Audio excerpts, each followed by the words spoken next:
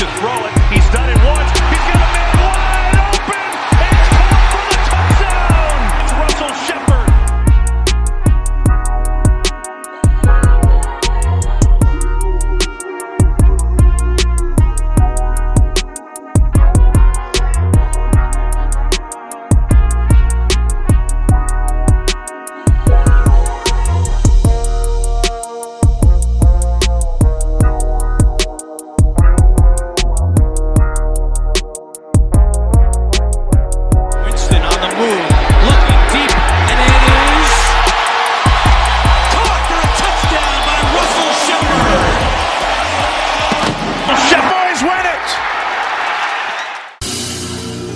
Turn my mic up. Take it there. Yeah. On the road to the riches. Life takes a toll like bridges. Good friends become foes and snitches. Better watch who knows in your business. All right. Hustle fam. We are back with another amazing episode. And when I tell y'all that we have a special one today, listen, y'all, I am impressed, amazed. I don't even have the words to say when I tell y'all about this business. My brother Russell Shepard here. Bro, what's up, man? Thanks for having me, man. Man, listen, thank you for having me. Thank you for inviting me. I'm actually at the home office, which is actually a home, not your home, but it's a home that is an office. Super dope. We're going to talk about that. Waste management. Right. And I always tell everybody that the riches are in the niches, bro. And you have found a niche that I think is so unique, so dope. And we're going to just kind of get into all of that and tell the people how you got into it. I know you started in other spots of the industry, kind of transitioning to here. Ex-NFL athlete. Man, you lived a couple different lives, man. So we're going to get into the story. But first, again, welcome to the show. Appreciate it, man. I'm excited, man. You guys hot right now. No doubt. We on fire, man. We trying to do our thing. Let's get into the beginning, brother. Let's talk about, your background coming up. Let's start with where you from, man. All right. So I'm from the Houston area. I grew up all over Houston. My mom and dad, we're originally from the north side.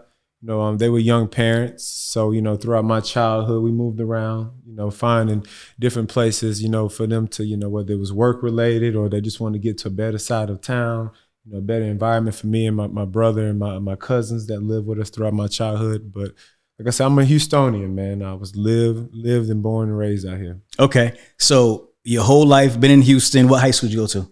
I went to a school called Cy Ridge. Okay. It's the Cypress area is where we stay now. It's where we came back. I bought a house out here about 7 years ago.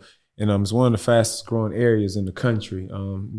Houston in general is growing, but we're in the Cypress area. It's growing really crazy. Okay, so you said the high school is called Cy Ridge? Cy Ridge, yeah, Cypress Ridge. So there are a bunch of schools out here. There are about 10 schools that call Cy whatever. Okay, gotcha. Cy Ridge. After Cypress. Yeah, Cypress. Cy Ridge, Cy Lakes, Cy Ranch, Cy Park. So we one of them Cy schools. Okay, so tell me about like the demographics of your school. Like how was it as a kid coming up? So it was good. That was a big part of why we came to this area. This area is probably one of the most diverse areas. When you go to a school or you live in a neighborhood in this area, in the neighborhood, you're going to see, you're going to see black kids, white kids, you're going to see Asian, you're going to see every demographic, every ethnicity, and my mom just always thought this was a good place for me and my brother to come. And she thought it would translate to the real world. We'll be around different people, different cultures, different backgrounds, religious beliefs. And, in here, it's a melting pot, man. You got a little bit of everything out here. The Cypress School District is the second biggest school district in the state of Texas. It's top 10 in the country. It's bigger than most school districts on the East Coast, in New York, Jersey. So in my school, we had a class of 4,000 kids. And oh, wow. Yeah, right. Excuse me. Yeah. In my school, we had a class of 1,000. Okay. The school itself had 4,000. Had 4,500 kids. And okay. My class itself made up 1,000. Okay, got you. So in school, were you an academic? Were you an athlete? Were you clowning around? What kind of kid were you, man, in high school? I was ball, man. I was an athlete, man. My dad, thank God for my father and my mother, they got backgrounds outside of sports. My dad didn't play sports. He was a blue collar man. He worked with his hands. He did everyday skills, different trades. I got the experience watching him do that throughout my childhood. My mom was in corporate America. She did HR work. You know, she worked for different medical practices, different corporations, helped build foundations, nonprofit foundations. So she has that experience. Me, I was a ball player. I fell in love with the sport early on. That's all I wanted to do. You know, like most kids that were in sports early on, I wanted to be a sportscaster. I wanted to be, you know, go and do video games all day. I thought that could be a game, you know. So throughout my journey, throughout high school and college, you know, once I got to the NFL. All right, Hustle fam, listen, y'all. I am here live on location at OTR Capital.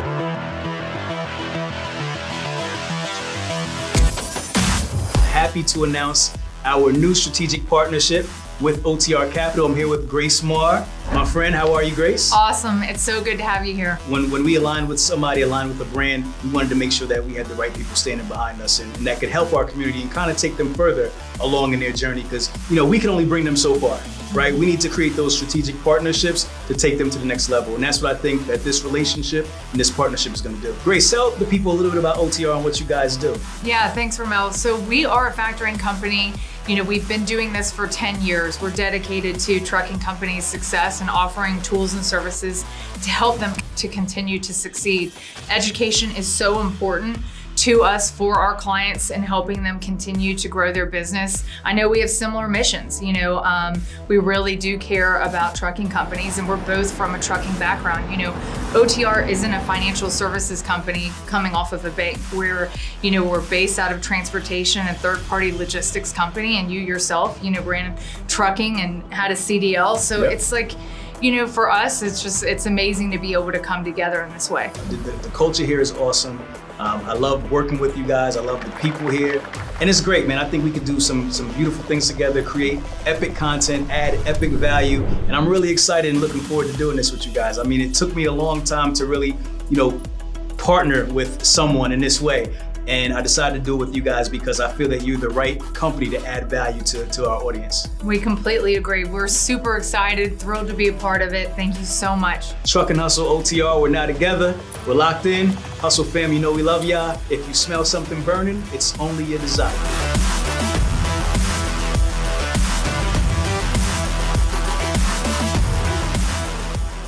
In college, you know, once I got to the NFL and I seen the conversations we were having in the NFL were still kid-like conversations, you know, Instagram, video games, you know, just drama. That's when I kind of went on this binge, as I said. I became a sponge of entrepreneurship, different businesses, starting companies, investing. Got you. Tell me a little bit about your path to the NFL. Like, what was that? You went from high school? Tell me about that, how that progressed. So I was a high recruited guy coming out of Houston area. You know, it's crazy to think that I've been out of high school since 2009. You know, I had, you know, I could have went anywhere. You know, I played quarterback. I played a little bit of, you know, a few other different positions, but I ended up chasing my wife to LSU. Okay. She was a little bit older than me. You know, with her being at the school, them coming off a national championship just a year or two prior, you know, I spent a lot of time up there. So I committed up there early. And then I kind of got up there, you know, I played with people like Odell Beckham, Tyrann Mathieu, Eric Reed, you know, the list goes on of the talent, the type of players I played with. So I left Houston being this #1 player in the state of Texas, top 5 player in the country. And I got to LSU where all this talent was. And, you know, I just seen that, like, you know, there has to be more out there. If I'm not the best here, you know, what else can I do to kind of put myself above? So I started selling. I started hustling early in college, man. I was selling, you know, like kids in high school, I was selling candy at the bars.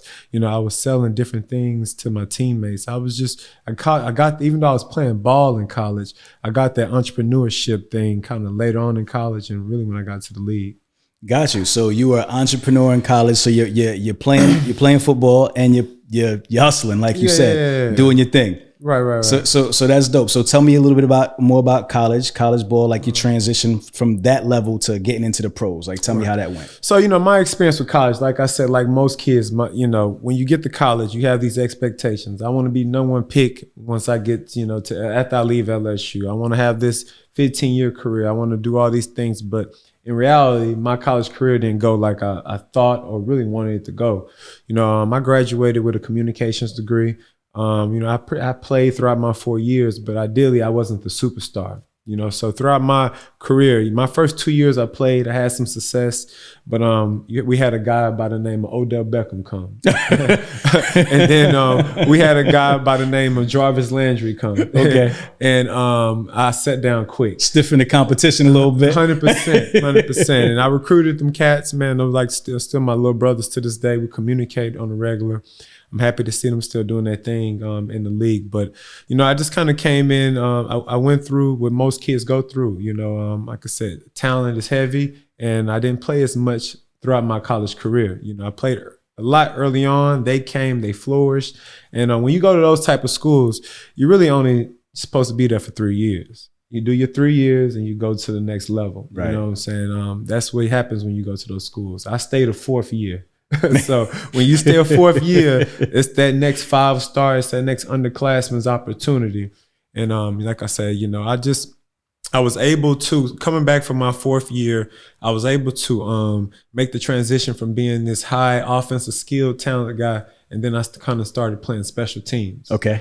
I had a mentor of mine. He was my special team coordinator at LSU my last 2 years. His name is Thomas McGahee. He actually was just a special team coordinator for the New York Giants. Okay. He told me, he said, Russell, you still can play this game at the next level, regardless, what type of stats you have or how things occurred or if you didn't play as much. He said, you got the skill set to still play. He said, you just got to find your niche, as you said earlier. And I found that with special teams. So throughout my last year at LSU, kind of went from being this offensive skill guy to the special team captain. I kind of, I sharpened that skill. And when I got to the NFL, man, truth be told, that kept me in the league the last 7 years, being able to be a guy that can do a little bit of everything, a receiver that can tackle, a receiver that can play inside, a receiver that can play outside, my leadership ability, me being able to take over locker rooms, being able to get guys to buy into a culture. It was the other things that I had in my bag, my tool bag, that allowed me to have a career outside of just being a physical, a skill set I had. Yeah. What was it always your dream to play in the NFL? Was that was always the end goal, right? Man, that was the end goal, man. I'm a kid from inner city, whether you from inner city, Oakland, Brooklyn, Houston, whatever, we're limited to what we're exposed to. So like I said, like me, I was limited like a lot of kids. From my experience looking at the TVs and success, from my point of view, it was athletes and entertainers. Right. But I knew that you can make a living with just simplicity, doing everyday things, things that are not going anywhere. Like I said, my dad, he did AC work, for 30 plus years. So I was in the attic with him, 130 degrees, in the summertime. But also too, I was seeing him making money every day. He was coming home dirty everywhere, sweating, smelling like he'd been working all day, but he had a pocket full of money. Yeah. And then he also too, he had trades. So when the AC work got slow in the wintertime, because now it's cold, he did dump trucks. He understood how to always have different hustles and have different things so you can stay afloat during different times of the season. So watching him kind of, set himself up to be, stable, to be, as they say, not volatile. Right. You know what I'm saying? That was big for me because I was able to be exposed to other ways where you can provide. Got you. So you came from a blue collar family, right? Obviously as a kid, your expectations when you get into the NFL or to the professional level, there's obviously a financial benefit that comes with that. How did the NFL impact you financially? And did it meet your expectations, or was it different than what you assumed it would be? It was different. When I got to the NFL, I was very surprised to see how guys lived. And when I say lived, the expectations, when you play at that level and you make that money, you're supposed to have this and do this and drive this car. So early on, I seen that a lot of guys were living beyond their means. I was an undrafted guy. So my first check in the NFL, my signing bonus with Philly as an undrafted guy was $7,500. After taxes, that bad boy was $4,500. So like I said, I knew if I wanted to get to the big boy checks, I had to make it to the season. And I knew once I got to the season, after talking to all the guys, every guy was on a week to week basis. You know, every week you gotta prove your worth in the NFL. It's big. It's a big money business. So like I say, it's cutthroat. So I knew with every check I got, if I made the team, I had to invest it. I had to save it. I had to do right. You know, to that point in 2013, which is my rookie year, I had a fiance that I was planning to propose to. You know, my first NFL check, you know, pretty much I bought her ring with that. Gotcha. You know, my second check, you know what I'm saying, I pretty much, you know, bought my first dump truck with. You know what I'm saying? My third check, so everything I was just pre-planning. I was like, okay, if it was the end this week, you got a great start to the rest of your life. Got you. So you're in the league. What are you seeing? Because obviously you said you had that entrepreneurial bug, right? You're always trying to make money outside of just, you know, playing ball, right? What were you seeing like the other guys around you doing? Were there other entrepreneurial guys in the league? Like, were there any people that you could look to and say, hey, he's doing that, let me try to diversify my money like he's doing? Like, what was the landscape like of the league at that time? Right. So my first year in the league, you know, I got to see that. You know, when I signed with Philly, the veterans in that locker room they weren't entrepreneur, they were ballers. You know, I had Deshaun Jackson, I had Michael Vick, I had, you know, the list goes on, Jeremy Macklin. You know, I had those type of guys where they were still somewhat young in their career, but they would focus on ball. But when I ended up getting released, final cuts from Philly at the end of training camp, and the next day I got claimed by Tampa. So when you get released in professional sports, whether it's the NHL, MLBs, basketball, football, within 24 hours, every other team has 24 hours to take over your contract. So now you don't have to renegotiate a new contract. They don't have to start from scratch. They literally just take the contract you had in place and they say, we're going to cover it. So Tampa, they claimed me. They took over my contract and my rights.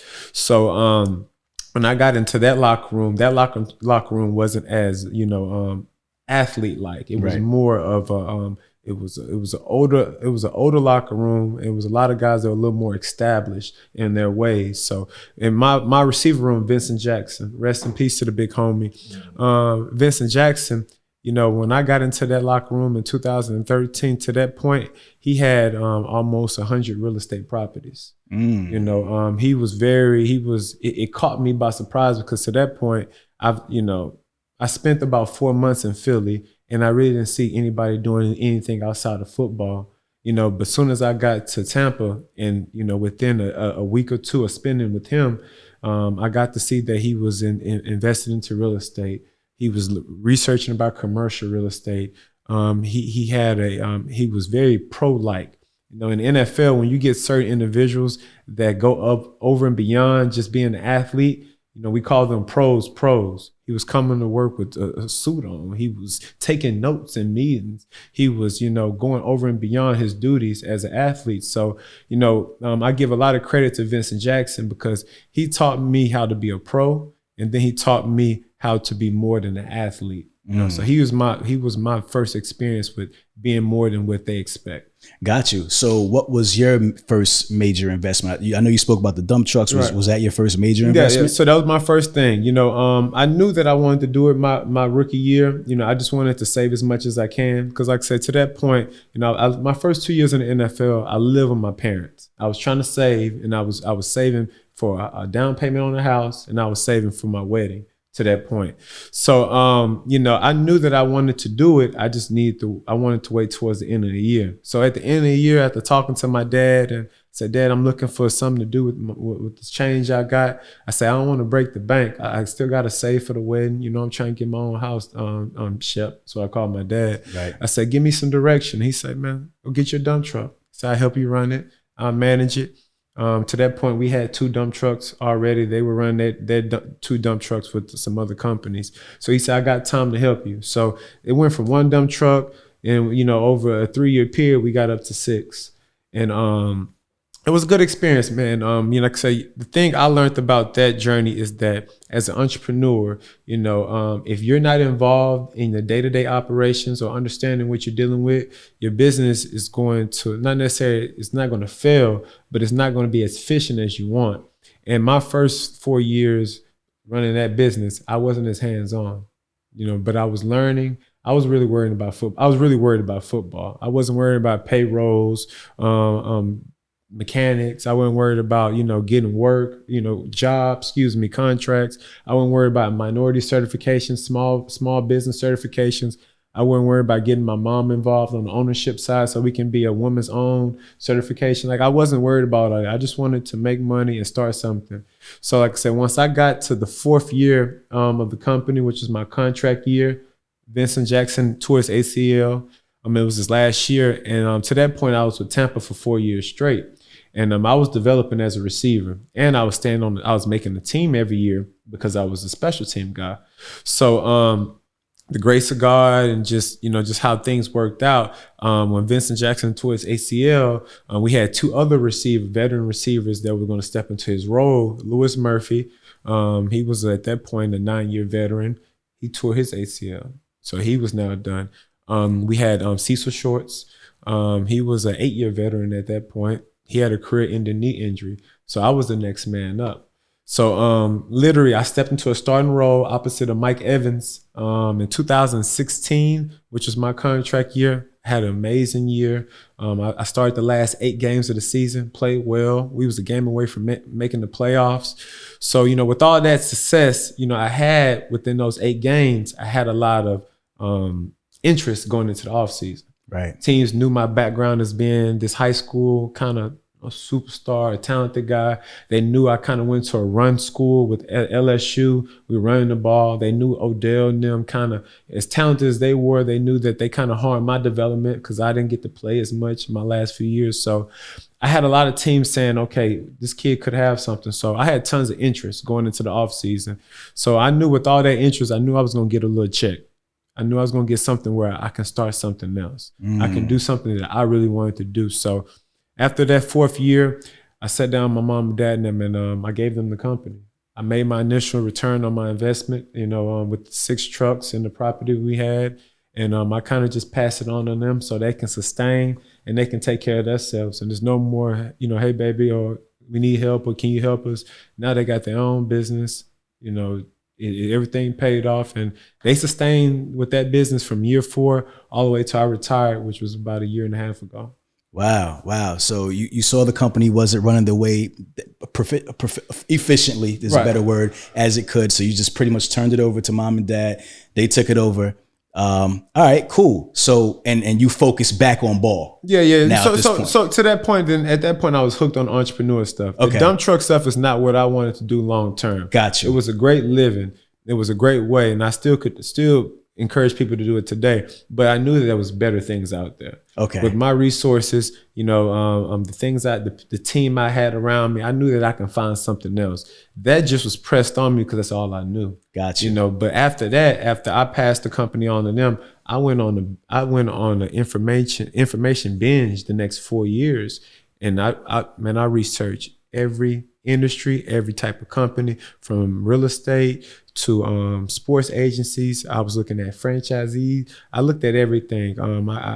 Managing funds. I looked at everything, and everything that kept checking off all the boxes I need. And I wanted something that wasn't volatile. I wanted something that had a lot of residual income. I wanted something that it didn't have, that you can grow at your pace. If you wanted to grow it fast and turn into a multi-million-dollar company within 2 or 3 years, you can do it. If you wanted to stay family, smaller, you can do that. And everything was waste.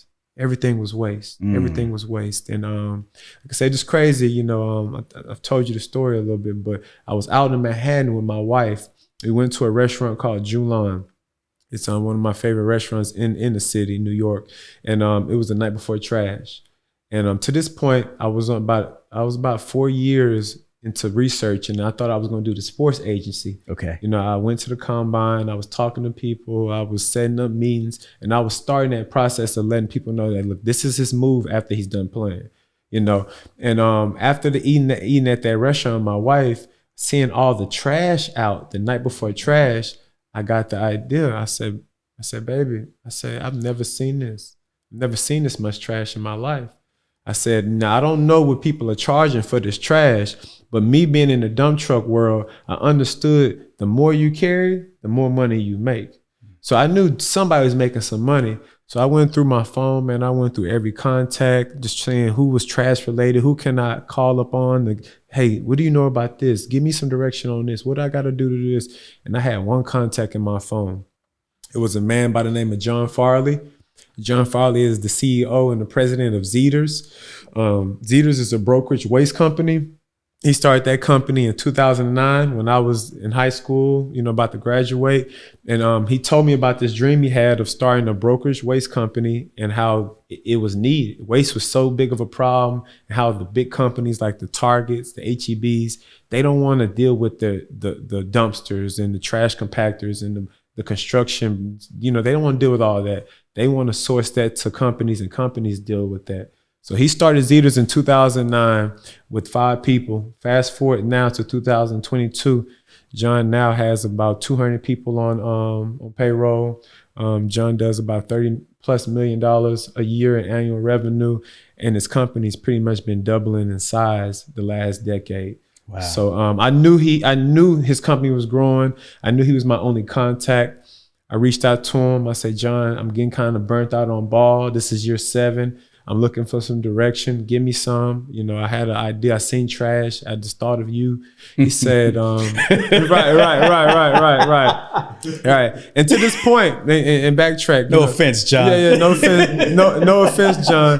But to this point, John was executive at BMFI. That was a big trash company down in the South. A company worth hundreds of millions of dollars. Okay. And John just quit. John said, I to this point, I was working in the industry for 25 years, and I seen that there was a way where I can start something that was needed, something that was new, a new norm.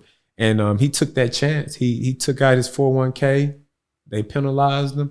He started Zeders, and now Zeders is one of the fastest growing privately owned companies in the country. Wow, and this is a brokerage, so there's no actual assets. It's just computer, laptop, and some salespeople. That's it. And so that's where our conversation went next. He says, Russell, I do about 5,000 companies nationally with Zeders.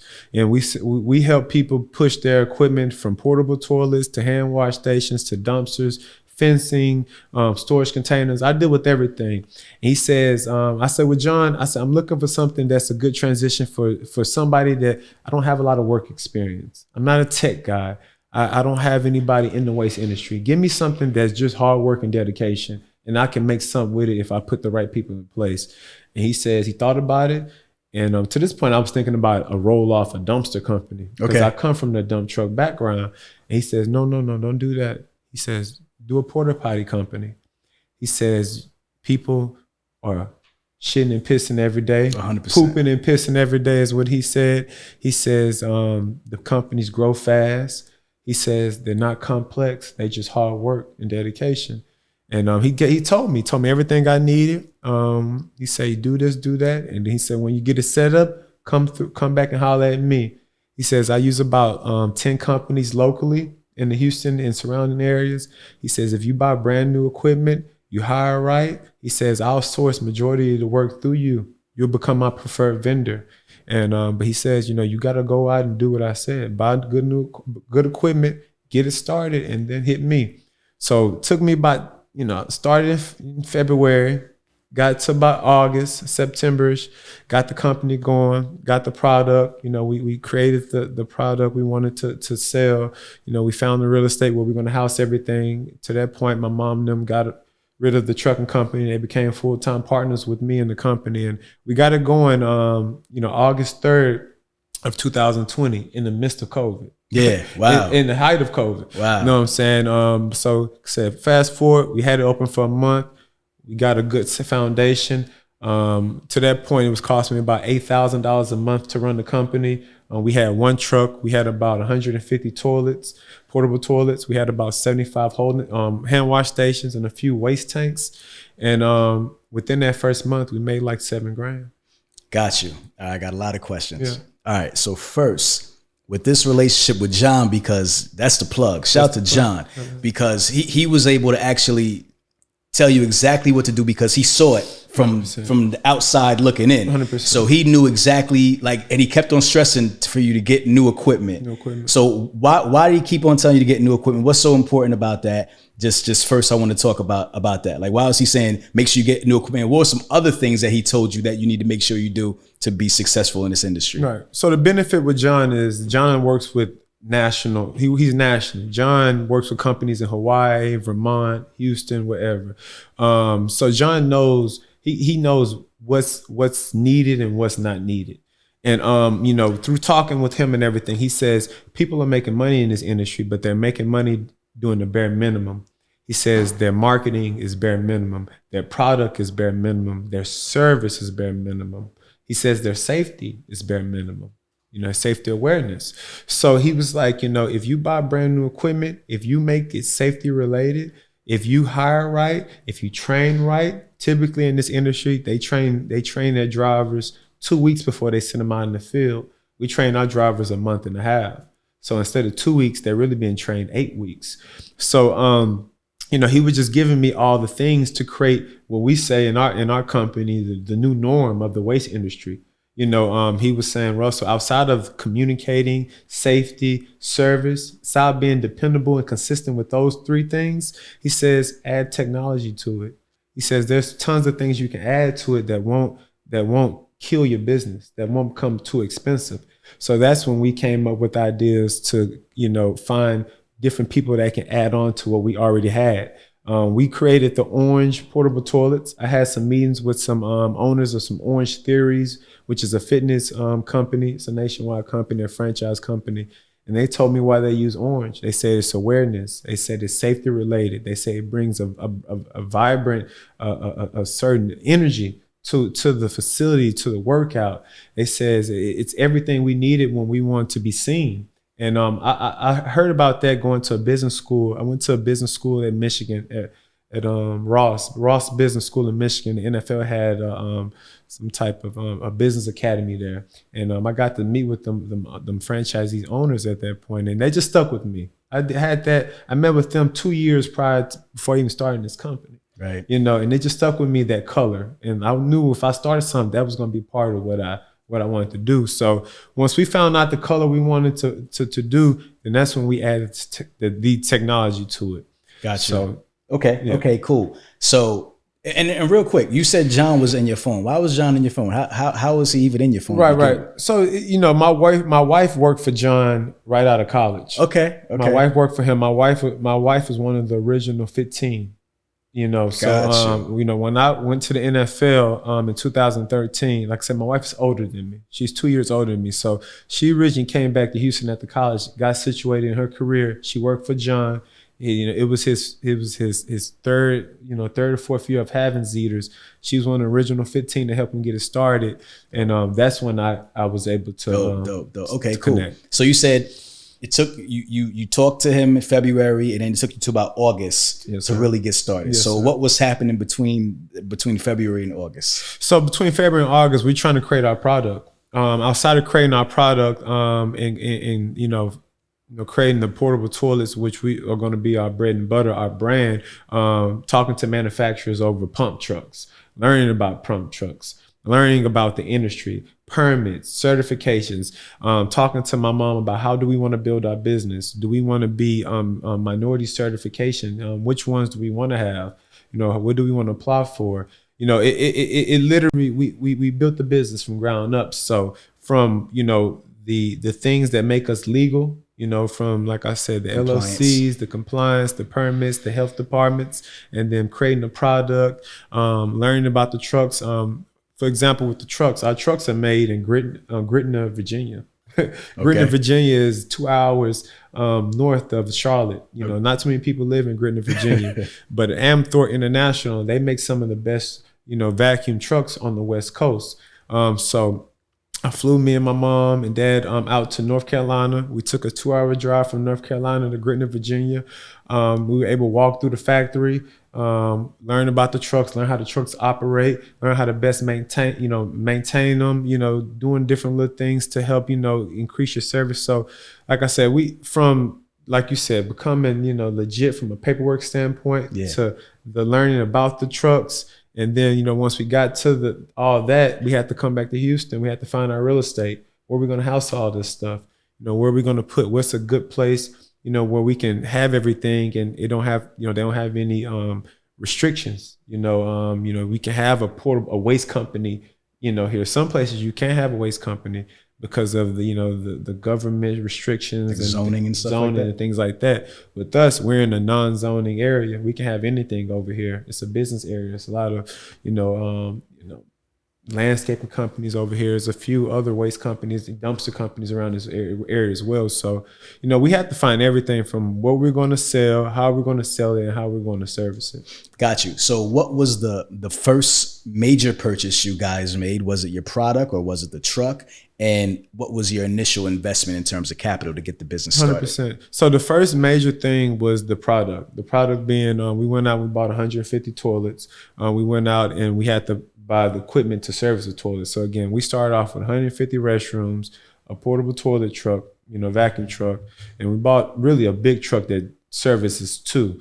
So, our initial investment was about $500,000. Okay. To get the company going from February into August. We spent about $500K to get the company going.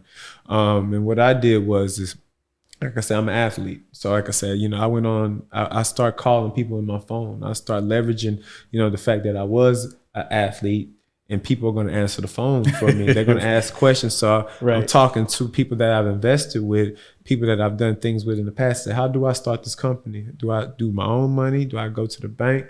And through conversations, I was told to get a line of credit. So I had a good amount of money in Chase Bank. Chase is one of the bigger banks in the world. And I told them, I said, hey, I want to start a company. I said, but I'm thinking I'm going to take my money out and I'm going to, the investment account, I'm going to start the company. They say, okay, Russell, we don't want you to do that. Can we do anything? We want to keep your money. Like they want to keep everybody's money so they can make fees and things off of it. It's business. Bank is big business too, and we got to talking and they say, okay, we'll give you whatever you need to start the company. So once I did my research from the property to the equipment to everything, I told them we needed about $500,000. They gave it to me. And from that point, like I said, we were able to add, once we got the bulk of the money, everything else was on us to add to it, me, myself. Got you. So you said the first thing you kind of go out there and get is the toilets or like the porta potties. Tell me about the process of that. How did you know? I mean, obviously, I'm sure you've seen a porta potty before, but did you have to construct these from did you have to manufacture them or were they already made and you said add pieces onto them? How did that go and how did you know what to order? All right. So talking to people, like I said, being an athlete, using it as leverage, I was able to call other operators, owners throughout the country. Guys from Sacramento all the way to Miami, just asking them how do they run their companies. And I was able to learn about the manufacturers of the equipment. So, like we went to Gritton, Virginia to get the truck. Like I said, we work with a company called Satellite Industries. Satellite Industries, they make every portable toilet that we have. They probably make about 75% of the portable toilets worldwide. Oh, wow. So like I said, we deal with them. They're a major manufacturer. We get our portable toilets from Satellite Industries. We get our hand wash stations from Satellite Industries. We get our restroom trailers from Satellite Industries. We get our water tanks, our waste tanks. So majority of our product we get from Satellite Industries.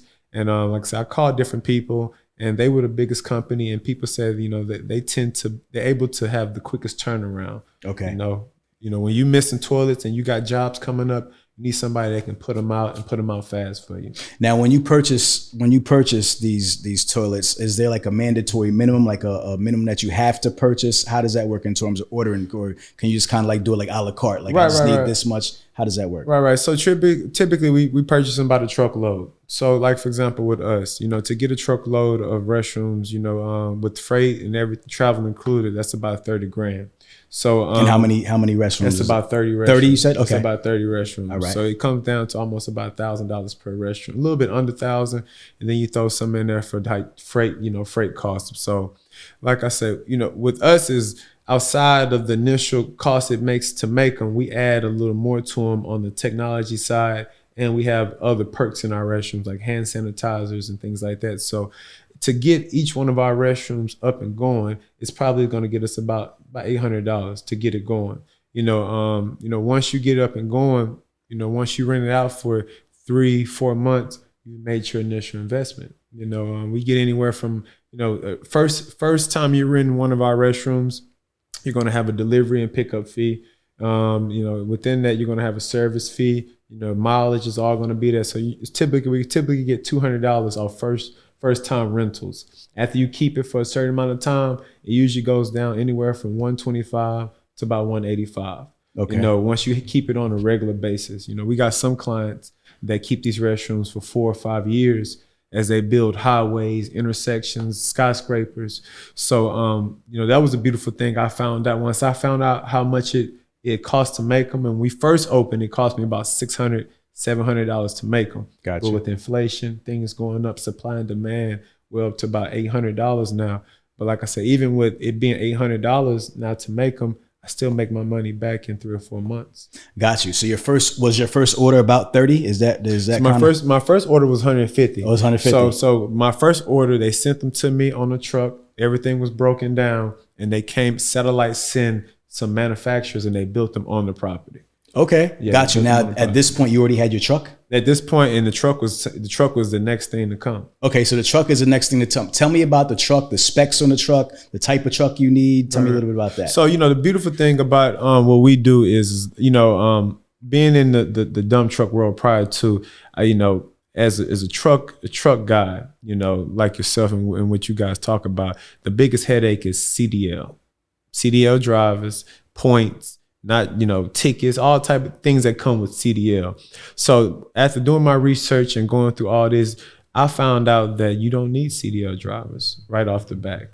These pump trucks, to operate them, they're big, they look big, but they just look big. When it comes to CDL, those type of requirements, it's all about weight.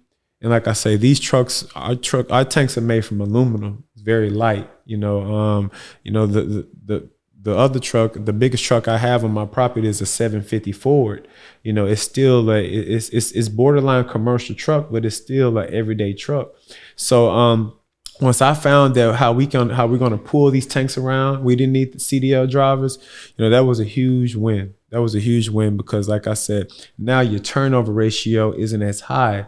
And now you don't have new guys trying to learn routes every day, learn how to operate trucks. You don't have to spend as much capital to train guys. When the guy's driving an 18-wheeler dump truck, you got to train that guy for a few months. Right.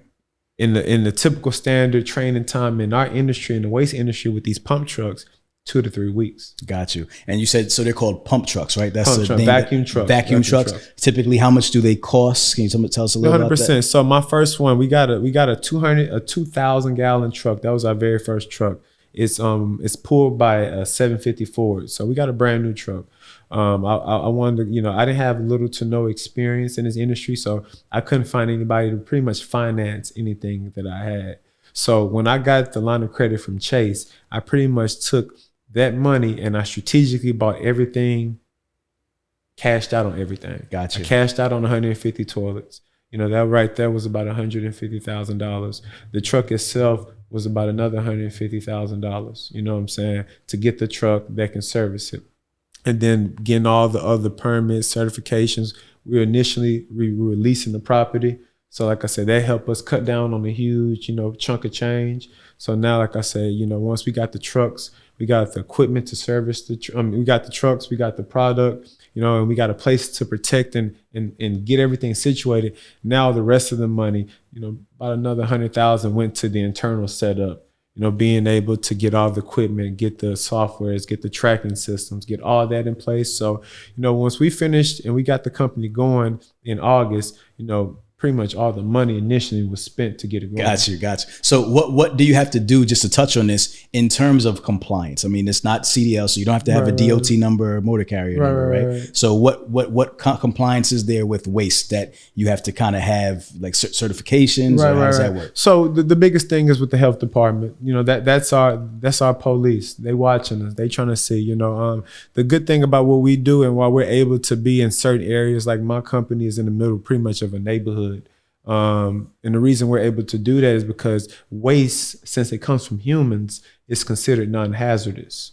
So, like I say, we don't have as many restrictions as a lot of other liquid waste companies have, like a grease company, a septic company, or some other people. So all we have to do is report the amount of waste that we're disposing at the waste treatment facilities. We report that on a manifest sheet. We give that to the waste facility. The waste facility then sends it to the health department. The health department checks to make sure that we're regulated, that we're meeting all the expectations. So it really wasn't too much. You get certified with the health department. You get all the certifications for the trucks. And again, these aren't CDL required trucks. So it's pretty much like you're going to go buy a truck across the street from a Ford dealership or something else. You just got to make sure you got, all the license plates, the registration, all those little things. And then, like I said, once the health department comes and makes sure there's no leaks, your equipment is good and everything, you're really ready to go. Gotcha. Are there any costs involved with the health department coming to see you? Yeah. So, the health department, my trucks, they get reviewed every year. Once a year at the beginning of the year. We actually just got them reviewed not too long ago. So, you pay an initial fee, I believe, $1,500. And that's what it costs to get three trucks inspected from us. And then once they're inspected, they're good for the rest of the year. But like I said, it's really not too much. Like I said, they just want to regulate, make sure that you're not wasting shit and waste all over the city, right? And make sure that you're meeting protocols. But when we got our minority certifications, our small business certification, our women's own certification, and we got a disability certification. Those were more, in depth than actually getting certified. Certified to carry waste. Got you. Okay, so we're still at the beginning here as we bring the story along. So 150 toilets. Yeah. You have one truck. Right. Right. So what's the first job you guys do? How do you get the first job? Is that through the broker? Like how does that work? Yeah, Day one, once you get the company up and running. Yeah. So initially, when I talked to my mom and dad about the company, I say, I want to reach out to John with the brokerage company, but I say, I want to start on our own. I want to, make our foundation where if something went wrong or left, everything is not in his hands or that company's hands. Like we got our own solid foundation of, base of what we built. So the first month and a half, and to backtrack to this point, I'm still playing ball. Right. This still are playing exactly. ball. So Okay. to this point, like I said, this was in the middle of COVID. I didn't think we were going to have a season. So that's really how I was able to build the company.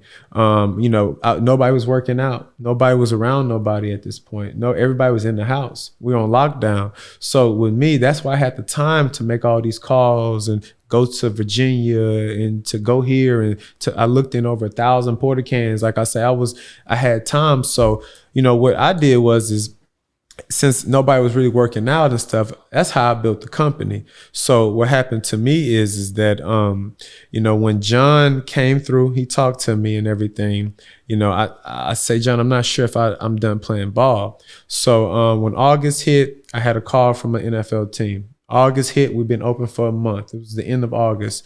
Training camp was in the middle. It was damn near, coming towards the end.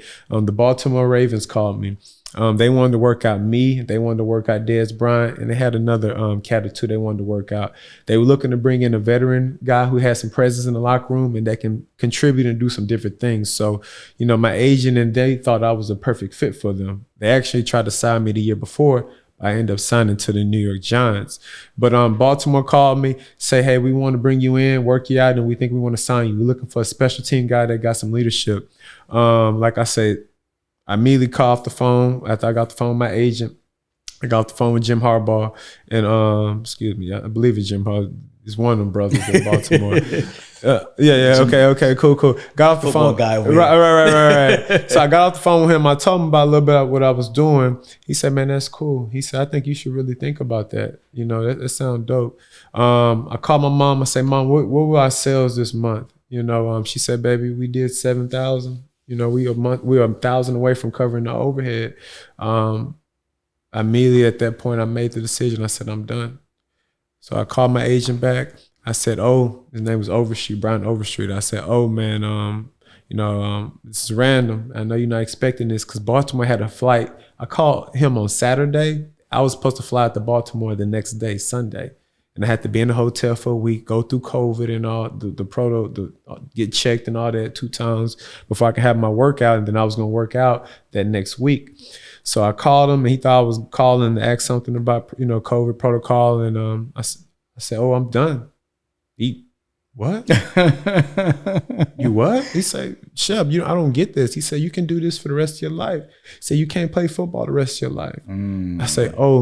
I said, "Man, if I leave this company and I go play ball and I get caught into that life again," I say, "I'm not going to be able to effectively grow my company. I'm not going to be involved. I'm not going to know what's going on."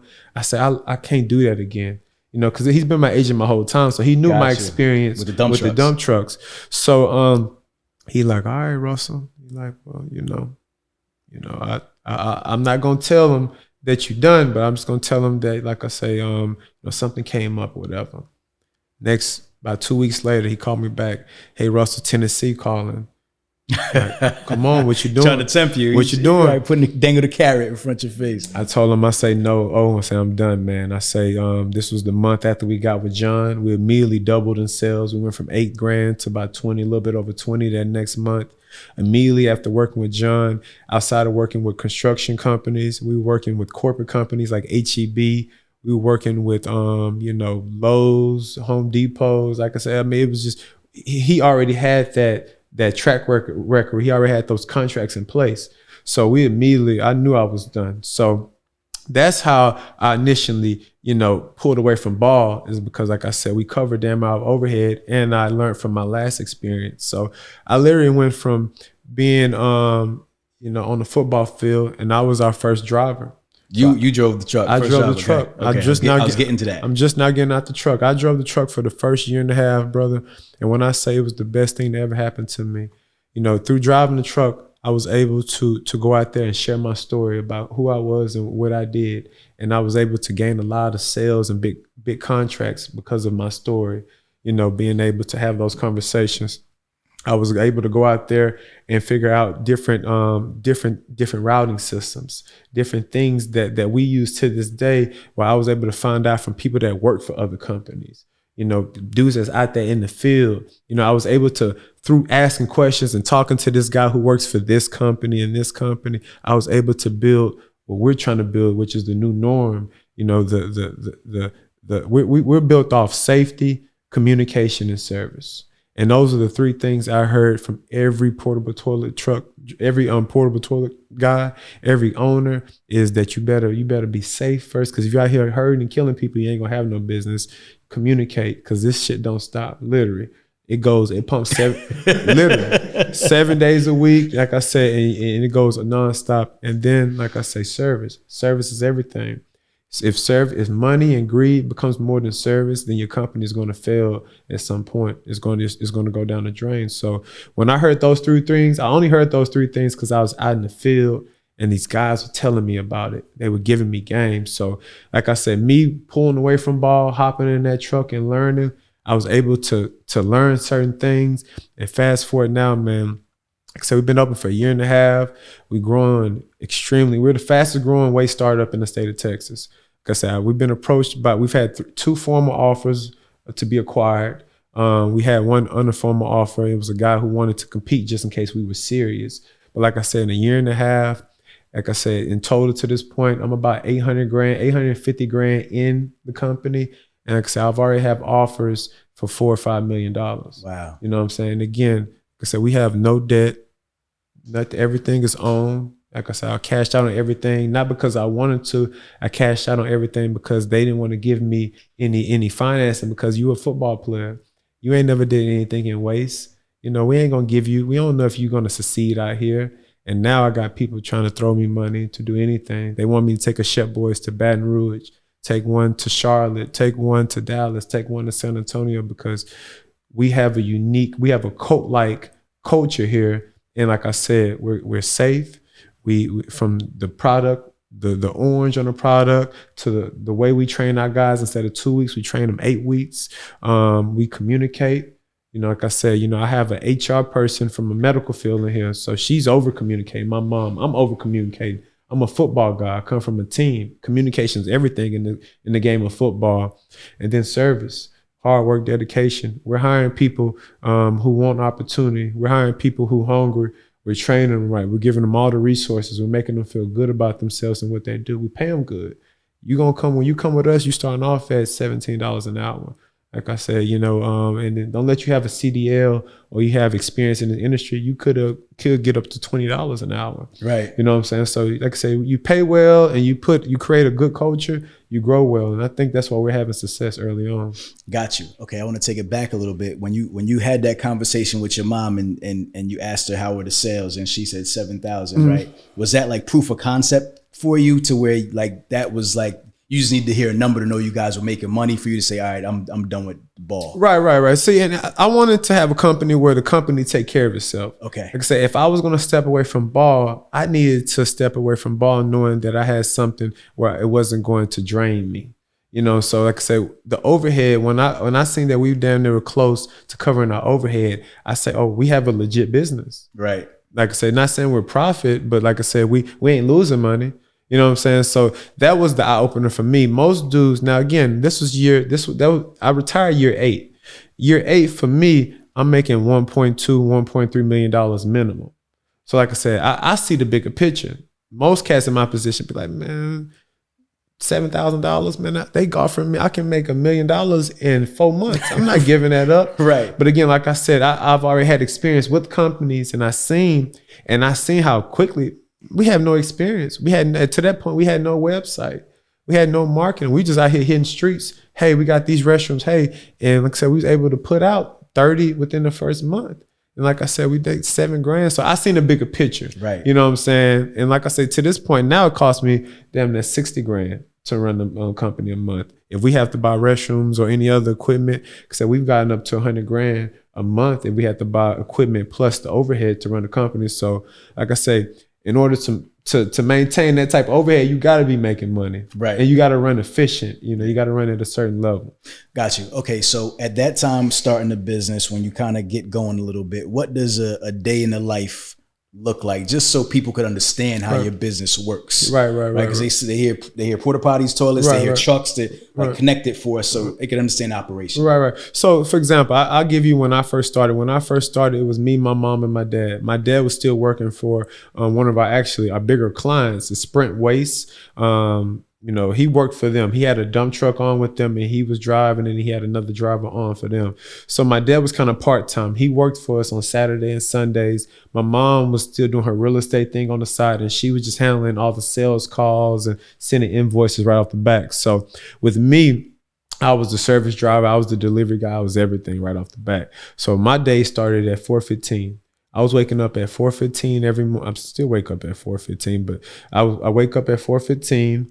I get to the yard. I'm about 5 minutes away from my property. We have everything. And I get the trucks prepped. I get everything ready. I look at the service day. My mom and me have a system in place because right off the back, we didn't use any softwares. We were trying to keep the overhead down since we were a startup. So my mom pretty much, she communicated everything on the routing through text. Okay. So through text, we have the service day. We have the amount of restrooms you have to do. We have the addresses on there. We have the amount of services they get a week. We have a contact on there just in case we get to the project and they got a dumpster in front of the restroom or the site is closed or we're running late. So, through me and my mom, we're able to communicate through text.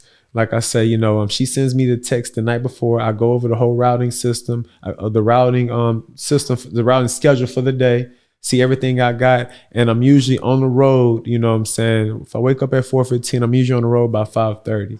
So once I get in that truck, say if I got 30 restrooms and I got to cover about 75, square miles, it's going to usually take me from about 5:30 until about 7:30, 8:30. At night. So, okay. You know what I'm saying? That's a 10 plus hour day. How many fit on the truck at one time? So that's the thing. When you're servicing them, see, after the first month, we had 30 restrooms out.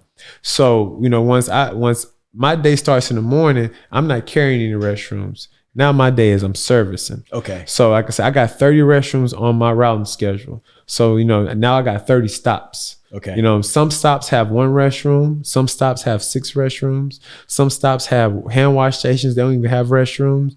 Some stops have waste tanks.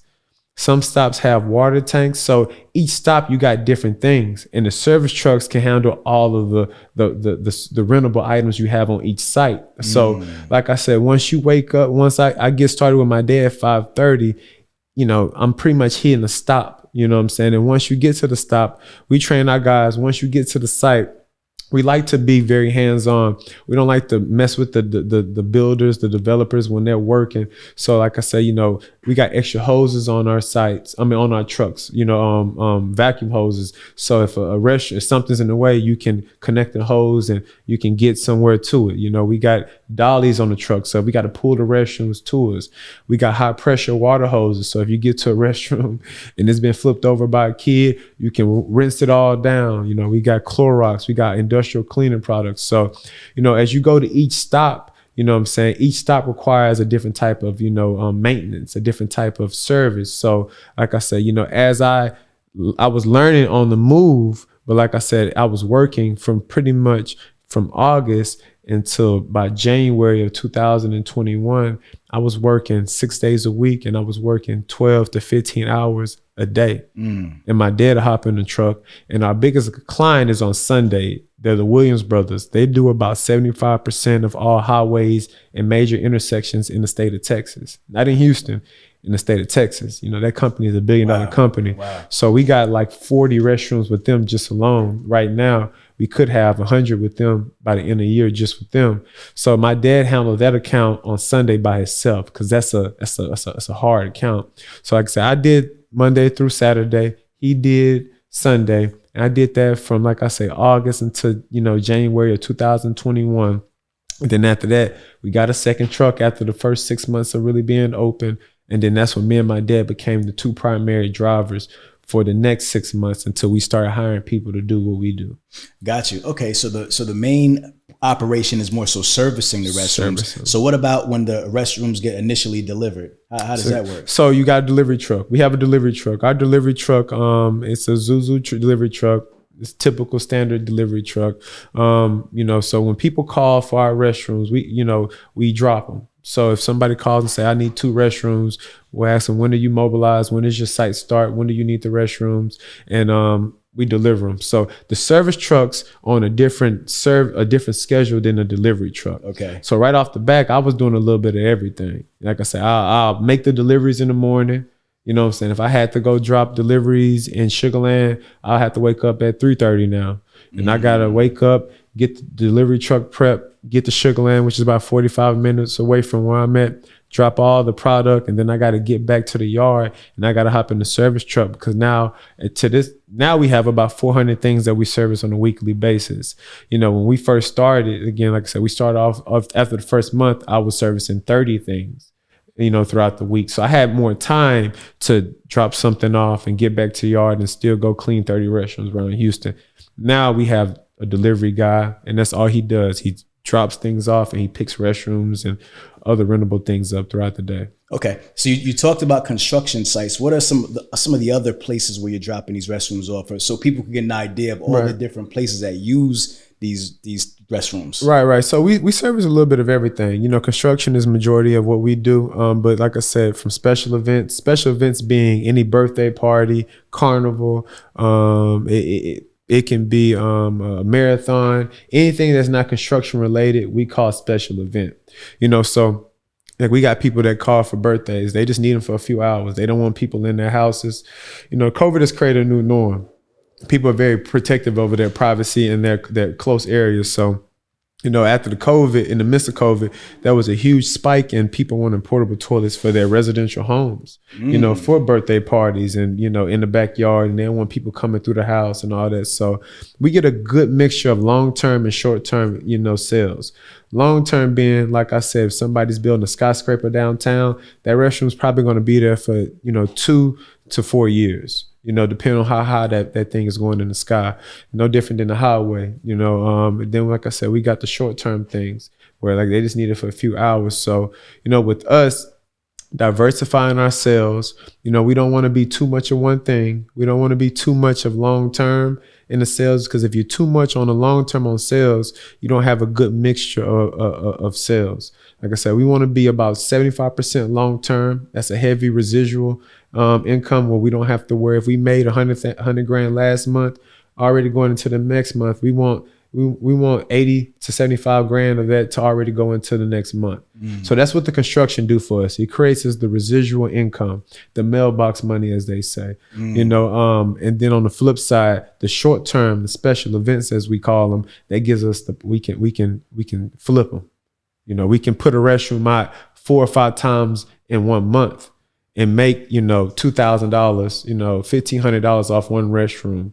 But if a restroom's on one site for a whole month, like I said, you know, you're going to make the initial $200, and then the billing cycle starts over every 28 days.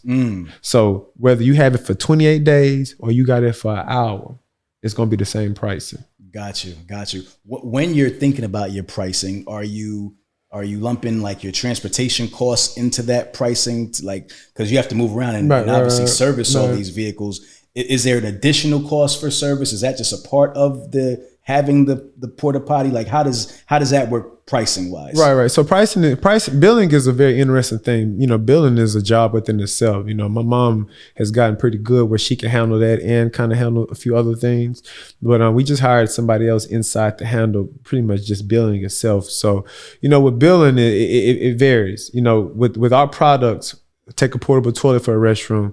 If a portable toilet gets serviced 1 time a week, it's going to be about $125. Okay. You know, just starting off rip. If the portable toilet is in the city limits, now you got a franchise fee. So that's another about 3-4% added on to that. If the restroom is outside of our service area, which we cover about a 50-mile service area, and we cover 75 miles service area. But once you get out of 50, then we add on per mile. So like I say, as depending on where the site's located, the type of service you want, you know, it varies. The pricing varies. So like I say, it starts off at $125, but after, like I say, you know, where you're at, the type of service you want, the delivery and pickup fee. Like I said, we're typically getting about $200 at minimum with every restroom. Now you start to add in, you want wheels on the restroom, you know, you want a restroom, you know, that has space where you can throw, you know, wheelchairs in there, regulated, you know, for government-like events, you know, it's going to continue to go up. So with us, it depends on the service and product. That's how we kind of determine, and mileage, how we determine, you know, the pricing. And the customer determines how much service they want. Like they could say, come every week, or they could say, come once a month, or probably based on usage, or is it like recommendations you give them? So we got a standard. We don't give them too much. You know, you give them too much, like I said, they're gonna tell you come next year. Right. Exactly. So, you know, typically with our standard pricing, the $125 before you add on the delivery, the franchise fees and all that. Like with that $125, like I said, you're going to get at least a once a week service. Again, this is our product. Our name is on this. So if we allow them to, you know, dictate how we service, then our product is going to fill that, whether it's good or bad. You know, if they want us to come once every month, then again, when people open up our product and see our service, that's a representation of Shep Boys, not Turner Construction, not DPR Construction. They're going to look at Shep Boys. So again, we encourage, you know, twice a week service so we can maintain a good, clean restroom. The more myself and my guys can get their eyes and their hands on our product out in the field, the better we can maintain that 5-star service. You know, we've been open again, like I said, 1.5 years. To this point, we got 24, 25 5-star reviews. And again, we're second most 5-star reviews in the Houston area. Oh wow. The number one company that has the most reviews in the Houston area is Zeters. Okay. John's company. That's funny. And they got 150, but John company they've been open for 10 years. Yeah. So again, that was another thing that we found out, is that if we create a good service, if we get good reviews, then like I said, people are going to go to our website and say, oh, they don't have any 4-star, no 3-star. They have no 2-star reviews. Everybody's speaking negative. Our next competitor that's locally, they got 30 reviews.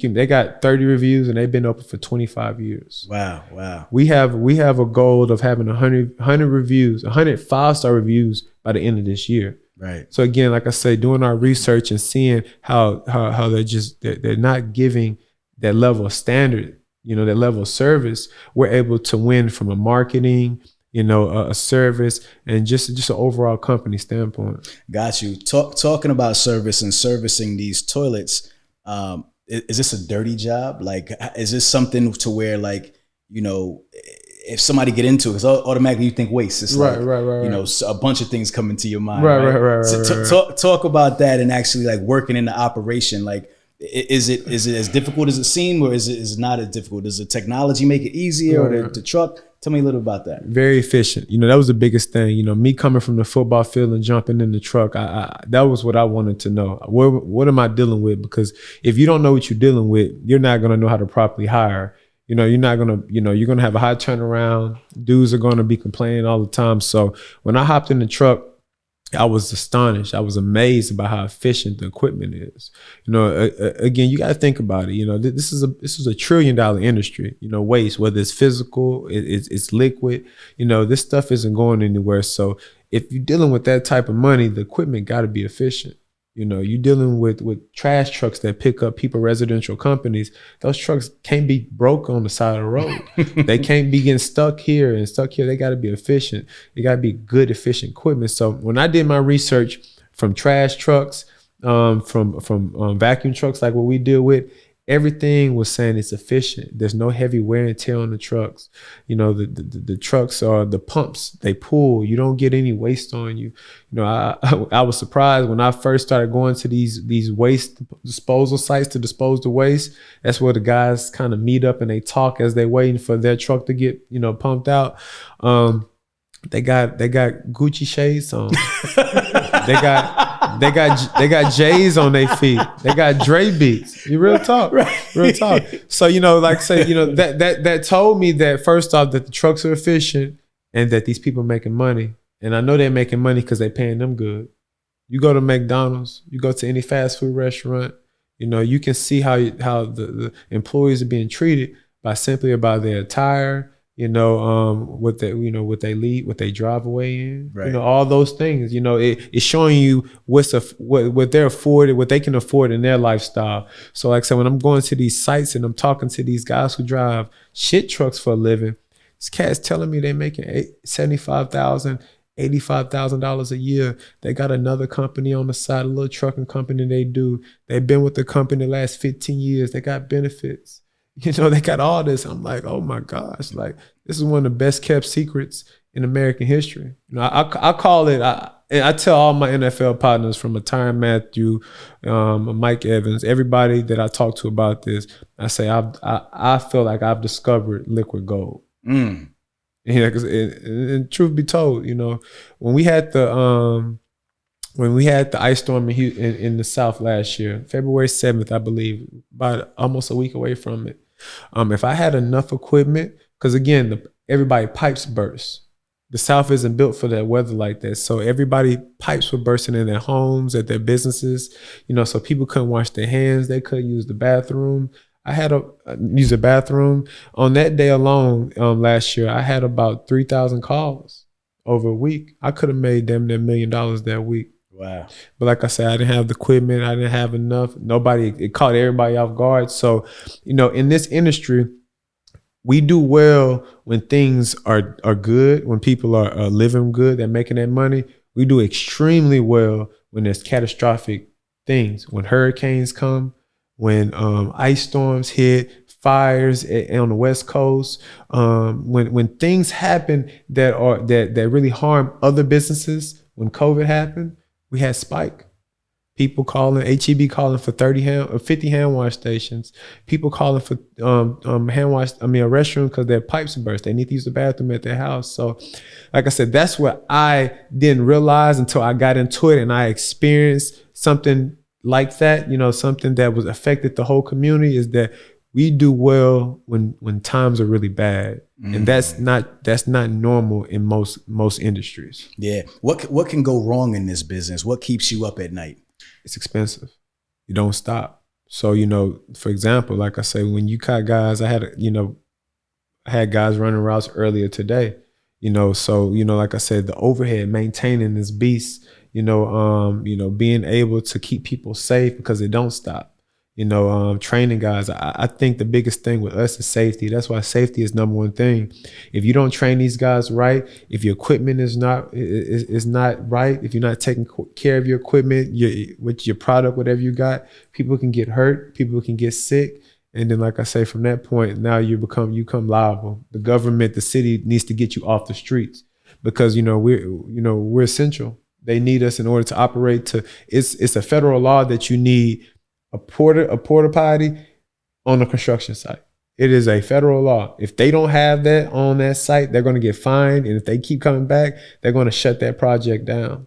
It's like cement. It's like clay. It's like when you're building, waste management is just that much of a part of it. So again, it's so ongoing. If you don't train these guys right, if your equipment is not on point, you can really get somebody hurt and you can, pretty much have your business shut down. Got you.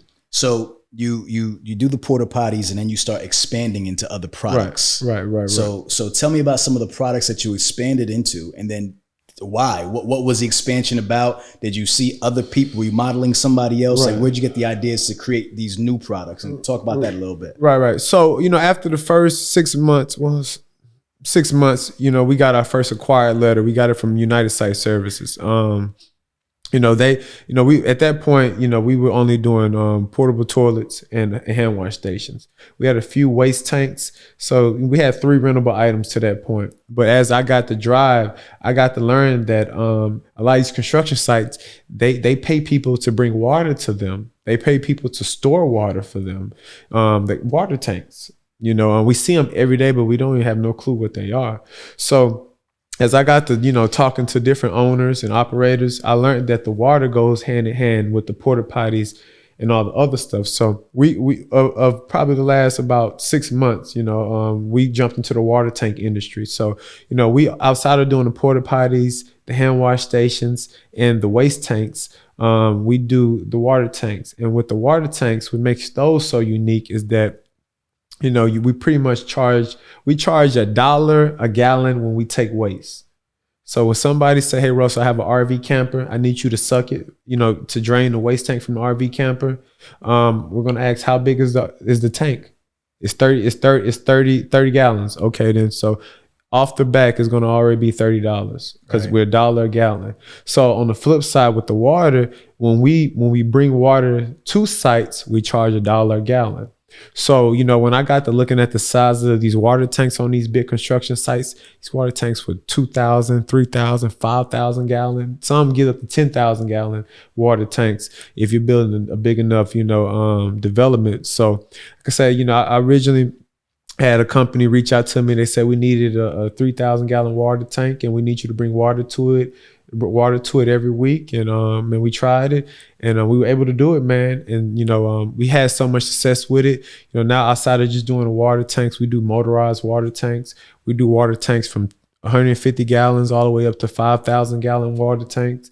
And like I said, we simply just dropping water into that tank and they connect their trailers, they connect their modules, their storage containers that have like faucets, bathrooms inside of them.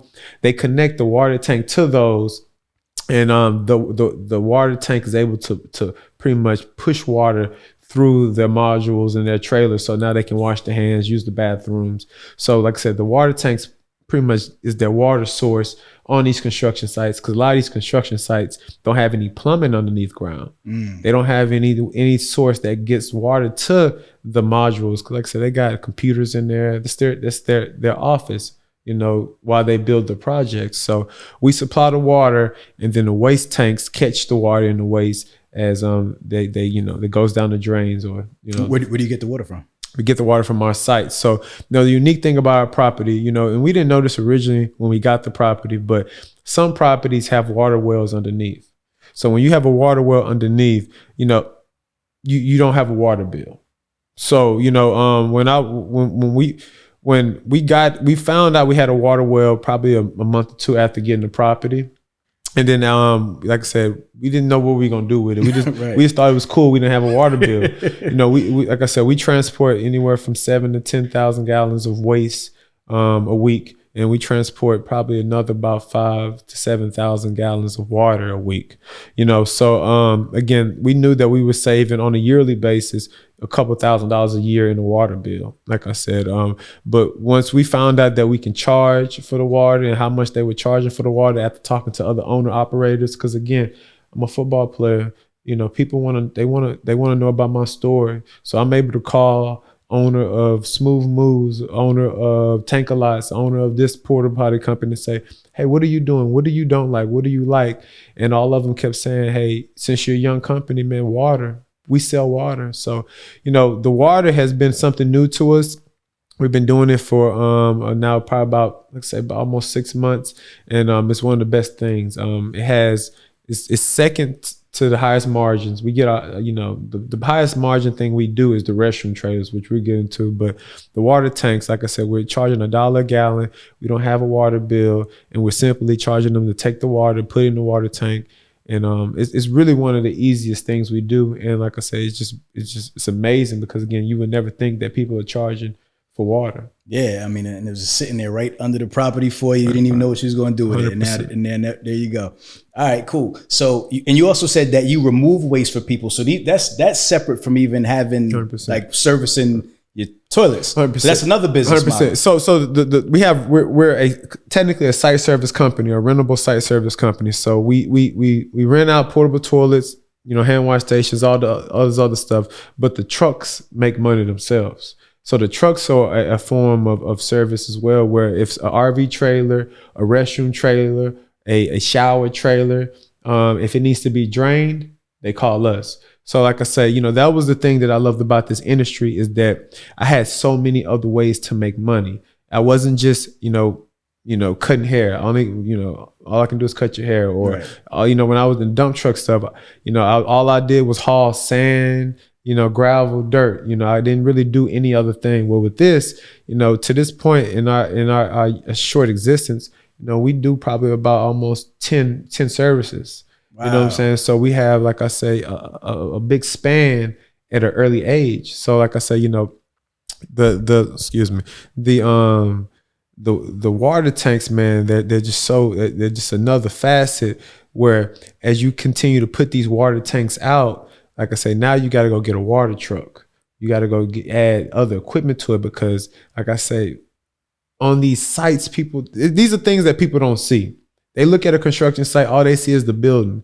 But in order to run that building, you need restrooms so the guys can build. You need a waste tank that can connect to the module. You need a water tank that can push water through the module so they can have their meetings. They can have all their stuff inside. You need temporary fencing, which we're going to hop into at some point this year. Temporary fencing that goes around the site to close it off from the public. You know what I'm saying?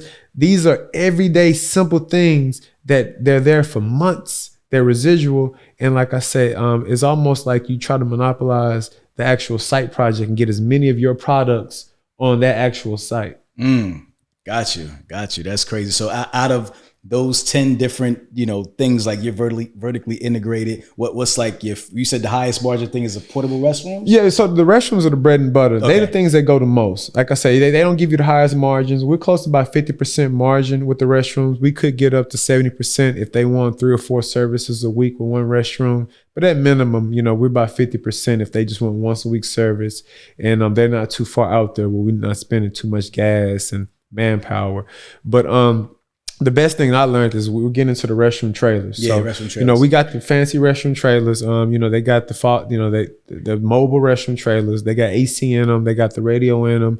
They got faucets in them. Those are good. So, those are the highest margins things we get. Now they don't move as often because they're expensive. We got a 2 station in the back. And just to move the 2 station, that's $2,000 just to get it to wherever you need. Once we got a service where we have a guy with it at your event. We have services where we can do other things with it too, and it goes higher and higher. But I love the restroom trailers. We had a 4 station one out for 3 weeks, and we made them that $10,000 off of it. Wow. Pretty much with $3,000 every week, and you literally just sit it there. You find a electrical source. You found a water source, and it sits there. You know, I'm not proud of this. I told you this earlier, you know what I'm saying? But like I said, we're business. We do good business. We don't hold nothing. But like our 4th station one, it went down to a Trump convention. You know, he had a rally he had a convention where he's speaking at the George R. Brown Convention Center downtown, and they ordered it. Like I said, and it'll be there it's actually done. It was there from 11 to 1, and we made $3,000 off of that. Like I said, it'll come back to the yard tomorrow, and like I said, it'll go back out probably another week or two. Yeah. Crazy. What have you taken from your athletic career into entrepreneurship? What kind of I guess, what's the word I'm looking for? I can't think of the word I want to use, but the just in terms of your work ethic, just the different things you took from sports, how do they apply to entrepreneurship? Well, you know, I think the biggest thing with me, I would just have to say, is just the discipline. You know, making it to that level, you know, when you're playing professional sports, making it to any level when you're top tier, when you're that guy, whether it's podcasts, it's journalism, it's entrepreneurship, it's professional sports, you know, discipline is required. You know, you got to be consistent with that discipline. You got to understand what you're trying to build.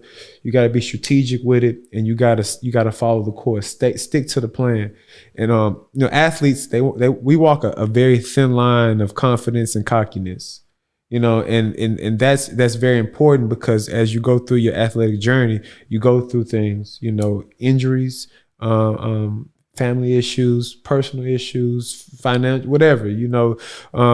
So you need to be able to stay resilient and stay true to whatever the plan is, because you don't get nowhere by yourself without a plan. You know, I don't care if it's sports, business, everybody got a plan. Athletes, their business plan probably don't look like an entrepreneur's business plan, but he got a workout schedule. He got goals, how he's going to attain these goals. He got things that he has to do to get to meet these goals. So being able to take that discipline, that consistency of being just being a hard worker, being a sponge, being disciplined, being a team guy, you know, all these things are sports. I learned these from football, you know, being able to work with the team, you know, being able not being a micromanager.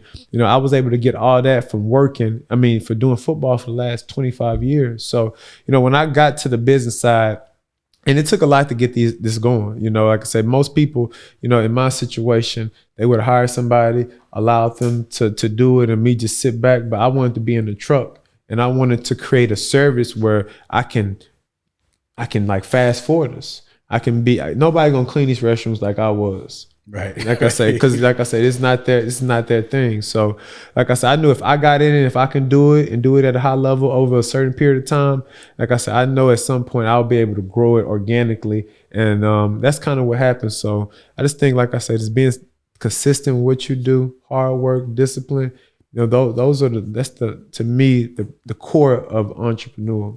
Gotcha. You said you started the company a year and a half? Year and a half ago. We started August 3rd of 2020. Okay. So today, what does Shep Boys look like? How many employees do you guys have? How many trucks do you have? How many restrooms do you have out there? Can you give us an example of you know, what you guys have asset-wise? 100%. So right now we have 7 people on staff full-time. We have 3 people that we contract work with. The contract work are more so mechanics, people that we don't need on staff full time. We just kind of need them when there's a problem. We got a tire man that's kind of a contract worker, but like I said, we got 7 people full time on staff. To this point, we have about 400 rentable items out that we service on a weekly basis. It takes about three guys to service those on a weekly basis. We got one guy who do our pickups and our drop offs.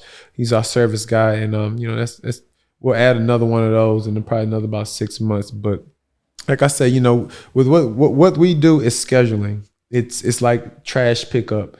People don't know what time they trash being picked up, but they know the trash gonna get picked up on Tuesday or Thursday. Yeah. And so with us, that's how we operate. We have service days. And people expect us on them service days. They don't really trip too much, on what time you coming or, how late you come. They just want you to come.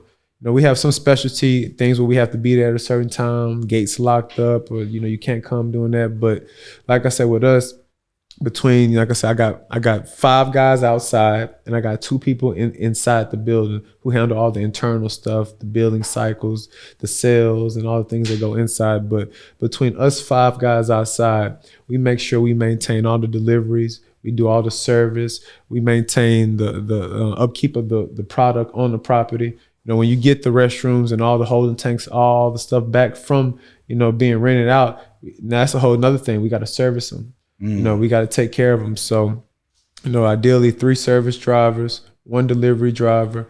We got a yard man, and then we got 2 ladies inside who handle all the sales, all the logistics that come with running the company from the inside internally. Got you. You said last month was your highest grossing month, right? So we had a historic month in Shep Boys. We did about 85 grand last month.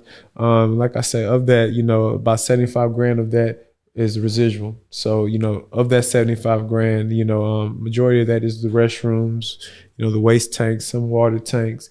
And then we, the restroom trailers and all that, it's just cream on the top. Like I say, that's not residual. But like I said, when we get those things out, especially as we get into rodeo, we get into the wedding season, we get in where we're going to be able to move them pretty regularly. So, right now, like I say, the beautiful thing is that we're making a profit. We're able to pay our guys and our ladies well. We're able to save up capital. That's what you experienced in COVID.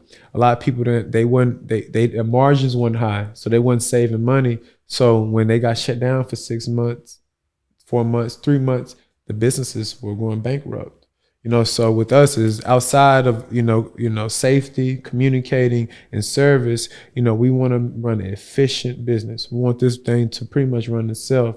Because after we do this for a few more years, we're going to duplicate this process, and we're going to take it to other places and, kind of pop them up throughout the Southeast region. No doubt. And this is a family business, right? Family business.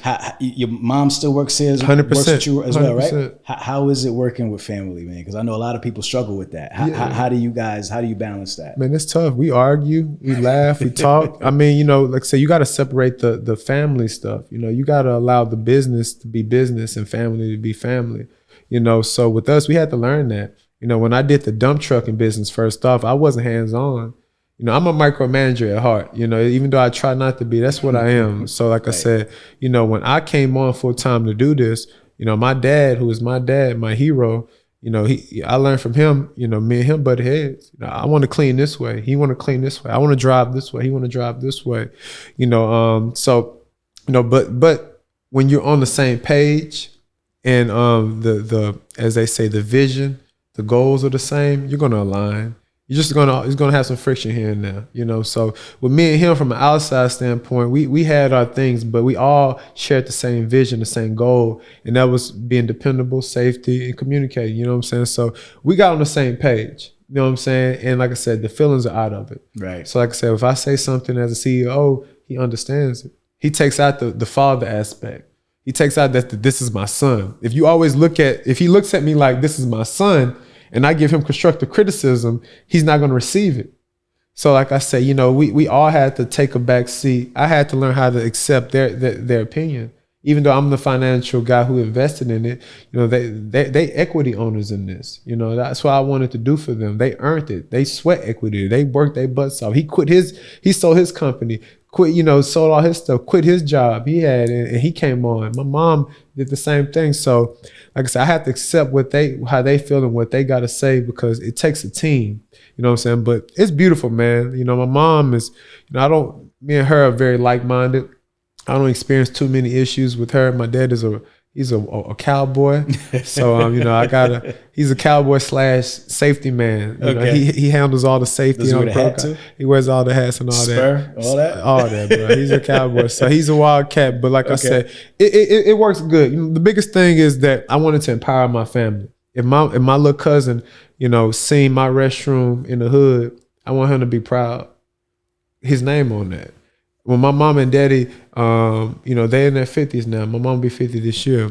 Sorry, mom. Sorry. But I want her to ride into the sunset, whenever she wants to. I want her to not have to worry about, how I'm going to provide, how I'm going to do for myself and my family as I get older and I can't work all day and night. So ideally, we want to keep this in the family. So, like I said, we can generational wealth, as they say. These companies grow. The biggest company in the Houston market, we got 400 restrooms out right now. The biggest company just in Houston, it's not even a national company, they got 20,000 restrooms. Wow. I told you the numbers we doing with 400 restrooms. 400 restrooms, we pretty much get $200 off each restroom. It puts us at about $80,000 a month. 20,000 restrooms, you're getting damn near $200 off each restroom. You're talking about $50-60 million a year. You know what I'm saying? If not, my math ain't right, please check it. I'm pretty sure I'm low. If not, I'm not too high. Right. So that's just my thing is that, like I say, this stuff isn't going anywhere. The longer you keep these companies, you just keep getting more restrooms go out, more mailbox money as they go. As soon as I get a restroom back, one going back out. As soon as I master one thing, now we're doing temporary fencing. Now we can do grease, we can do septic. So, just the potential is crazy when you talk about these companies. I love it, man. 1.5 years in business and the growth has been amazing. I love what you're doing in terms of your branding. You talked about that generational wealth, making sure the family name is on there and being continued and kind of passed down. Do you talk to your kids about entrepreneurship? 100%. I got a 5-year-old and I got a 3-year-old. Okay. That's big with me, man. I want them to be exposed to more. That's the beautiful thing about being in a mixed area, a mixed, culturally, friendly areas, that I see how they come up and I see how they making it from the Spanish culture, from people from the Middle East, people from Asia, wherever, is that it takes a family.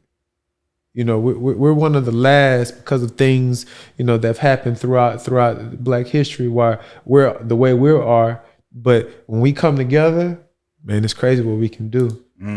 People joke about, certain things that go on other cultures and how they operate and having too many people in this car or this many people in this house. Yeah. And honestly, what it comes down to is that they're strategically building.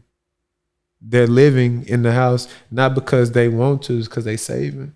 It's because they working together. It's because we living together. We work at the same job. Now we can drive to work together. Now I can live with you. You've been in America for the last, 5-6 years. Now I can live with you for 2 or 3 years, save up, get my family over here. Now, not only my family's over here, my wife's working too. I'm working. My kids help here and there outside of doing school and learning this, English or this, whatever. Now I got more incomes, people helping. So now I have a house. We not only have a house, I'm building my house in the hood. That's what the Spanish community is doing. I'm just being honest with you. They're coming over here. They're working for these big construction companies, and they're learning how to build, and they're learning how to build these things. And they're saving, and now they're going to the hoods, whether it's where you at, where I'm at, and they building up the hoods. They building them up, and you have other cultures that are coming through, and they're buying these properties. And like I said, that's how the Spanish community is thriving in the South. And like I said, now their kids are going to college. Their kids are now not just hard labor people. They're government jobs. They're politicians. They're taking that next step. So to me, it is very important that I expose my kids to more than just football and entertainment. They need to know how a business operates. They need to inherit a business. They need to inherit, 529s. They need to inherit, equity and things. Like I said, we need to stop leaving our babies, our future with nothing, and start doing the groundwork so we can leave them with everything. 100%. So you said you've already been offered a few times for acquisition, like 3 million, 5 million. Yeah. Do you have a number? Yeah, well, ideally, I'm a serial entrepreneur. I want to hold this for the next 15, 20 years. I'll be honest with you. I probably want to hold it for as long as I could, till my kids don't want to do it. We pretty much, the last time I got evaluation, I was told conservatively, just with the market we're in and how we're growing, we'll double in sales over the next 5 to 10 years. You know what I'm saying? After talking to people who have these companies for 20, 30 years, I've talked to people and they've doubled in sales for the 15 years. So like I said, you know, we hold it for 15, 20 years. It will be a number that'll probably entertain me, but the money isn't what I'm trying to get. You know, like I said, ideally I want to build this, have this in the family for as long as I can, you know, build that generational, or I can employ cousins, kids, friends of families, you know, like I told you, the company that got 20,000 restrooms, they got 80 service trucks. They got a lot of people they employ, you know what I'm saying? They got people, and they got another about 40 people inside the building that they employ. So if I keep it a longer time, I'll be able to provide more opportunity for my community. But ideally with me learning, I'm in the early stages of going and starting another one in a different market. You know, whether it's I take a portable toilet company to Baton Rouge and do it with some of my LSU guys, you know, put a little touch, add them guys to it to give it some pop. Or I start another company in Houston, a medical waste company, a grease company. You know, like I say, I'm going to do another one. Like I said, I'm probably about another year or two away from being able to step away from this and, you know, start something else. What makes you so transparent with information, man? Like you freely just give the game and, you know, let people inside of your business. Why have you always been that way, just as a person, or? Well, you ain't gonna learn if people don't tell you. You know, I'm straightforward, like you said. I'm transparent. You know, my dad is unfiltered as they come, in a good way. He get game. Everybody in the hood, every young man and young lady in my family, you know, they know Big Shep. He gonna teach them how to go out here and get money. And like I say, so not so you can shine, so you can put on the family, so your family can be taken care of. You know, like I said. So I think with me is I'm big on information. Like I told you, you know, since day one, like I said, understanding how the opportunity is in professional sports, I knew that I had to learn, I had to be a sponge. So, you know, if it wasn't for people giving me information, I wouldn't even be in this spot. Yeah. You know, like I said, not too many people are able to say no to professional sports. Usually professional sports say no to you. You know, you kind of go until you can't go no more, and they say, all right, then you probably need to look at something else. So the fact that I was able to find something and I was able to tell the $1 million slave owners no, you know, I understand that how big this is, not just for me, for my community. So I want as many young brothers to start waste companies, trash trucks, medical waste, paper mill. I met with a guy a few weeks ago, and to this point, he sold 4 companies. He sold a medical waste company. He sold 1 residential and commercial trash pickup company. And then the third company he sold was a paper shredding company. So every bank, every hospital, every place, you know, when they throw that paper in the shredded drums, you know, there's companies that go and collect that shredded paper, and they take that shredded paper to a recycle plant. You know what I'm saying? And like I say, but it's simple. It's every day. People wouldn't think about it. Right. Like I tell you, grease, people frying stuff every day. You know, if you got 10 dump trucks, 10 18-wheelers, man, do something different. You know, diversify your stuff. Go get you a grease truck. Go get you a septic truck. You know, every car wash, they got grit. It's a buildup that they get from the cleaning products in the water. The grit underneath every car wash got to get sucked out by a vacuum truck. You can go do grit. Like I say, there's so many things out here, so many opportunities where we can make money, and as a community, because we're family, we're at the urban culture, the Black culture, who we are, we do better when we together, not separate. And if we come together and we can do these type of companies, man, it'll take us to the next level. Because like I said, the waste managements, the United Site Services, these $1 billion companies, they just want you to get it started, do the hard work, and they'll come and buy you out whenever. And like I said, there's a lot of restaurant owners, no knock on them. There's a lot of service truck drivers in saturated markets, but we got to start thinking about simplicity, the simple things, and where there's not a lot of saturated, you know, minority saturated. You know, we're to the point now where now we've been open a year and a half. Now we got 5. We have our minority certification, our small business, our woman, and we have our DBA, our disability certification. That's 4. So now they're sending us work. Right. You know, Amazon factories. You know that we need 20 restrooms. They're doing a stadium at U of H. Hey, we need some restrooms. So now we to the point where they're sending us stuff. But like I said, we did the hard work. We came together. Yeah, yeah. I love it, man. I love it, man. This has been dope. Man, you've been dropping jewels all episode. This is really one of my favorite episodes because, you know, I love what you're doing in terms of building this business. You've only been in business for a year and a half, and it's like you have it figured out, like you've been around for 10, 15 years in terms of just the way you present. And, you know, even being in your space, this is a house and it's an office. You know what I mean? Like you could tell you're taking care of your people, your employees. So I love everything about what you have going on. So we're going to end the episode. Before we go though, it's customary. You always got to get your final thought, which could be spiritual, entrepreneurial, whatever you want to go with it, whatever you want to lead the people with. And then we got to let everybody know where they can connect with you personally and learn more about Shep Boys, man. 100%. So let's start with that final thought. Final thought, the biggest thing I would say is that, be a sponge. I said that a little earlier, and when I say be a sponge, I've been able to grab things from so many different people. I appreciate the compliment, but I really, on the grand scale, I don't know what I'm doing. I'm learning on the move, but I'm humble enough to put the right people around me who, if I don't know, they know. And if we don't know, we're going to figure out together, my company policy, I'm a young guy. I'm old. I'm the youngest dude in my company. Everybody else older than me. But my number one thing is that, everybody has to be a giver. If you're not a giver by heart, you don't fit our core principle. Because if you're a giver by heart, then you can give the type of service that we need. You're going to be humble enough to receive the criticism or whatever it has to be told in order for us to get the job done.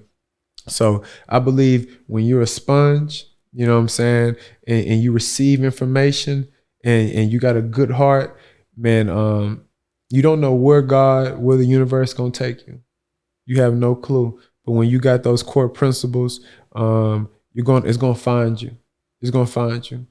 I wanted to be a sports agent. I wanted to be a sports commentator. I wanted to do so many other things. A GM. I had teams offering me, come be an aerial scout for us, a collegiate scout. Russell, you'd be a great coach. People been telling me that since I was in high school. You know what I'm saying? But I always was a sponge, and even though I thought I knew what I wanted to do, I always was searching and listening for more. Like I said, being a sponge, I was able to not turn away from John and learn about John, watch John Company. My wife, hearing the conversation she had about working for a waste company, just being out in Manhattan and just being aware, looking around, seeing, like I say, just being able to share my story and not being that athlete who don't want to talk to nobody. Right. I'm quick to tell you, hey, I played in the NFL, but not to brag, just to just to start that conversation.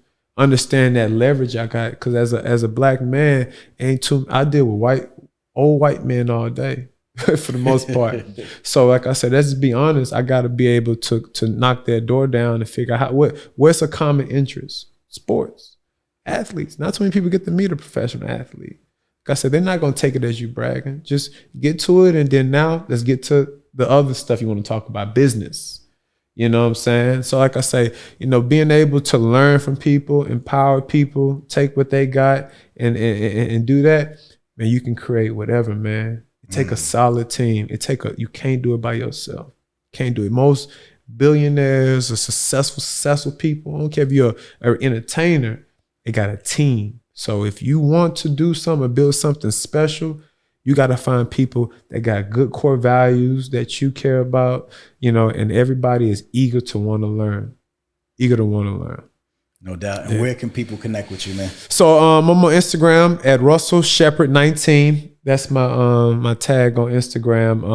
Like I say, on Instagram is where I'm most active. My website, shepboyswaste.com.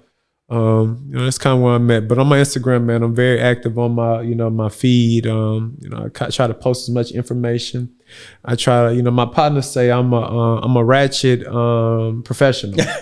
So I'm gonna put a little Kodak something on my Instagram, but then I'm also too gonna tell you about a 529 investment account for the kids and stuff like that. So, I just try to be as real as I can, man. No doubt, man. Listen, game-changing information, y'all. This one was definitely special.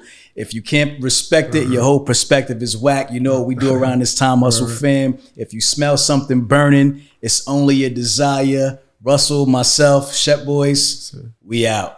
Much love.